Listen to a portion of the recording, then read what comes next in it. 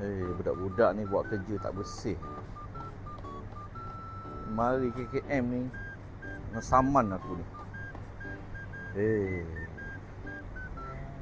Assalamualaikum bang. Waalaikumsalam.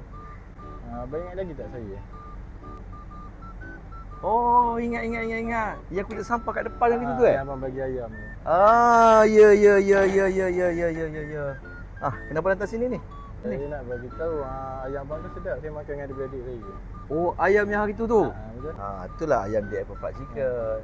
Ramai orang cakap sedap. Bukan awak seorang je cakap. Ramai orang cakap sedap. Ni, kenapa pula datang sini ni? Saya ingat datang sini nak minta kerja kat abang. Dapur Nak ke minta depan. kerja. Kebetulan abang ada staff seorang tu, dia baru berhenti. Bahagian kitchen lah, boleh tak bahagian dapur? Boleh je. Boleh? Boleh. Gaji minta berapa tu? Gaji minta dalam RM10,000. RM10,000.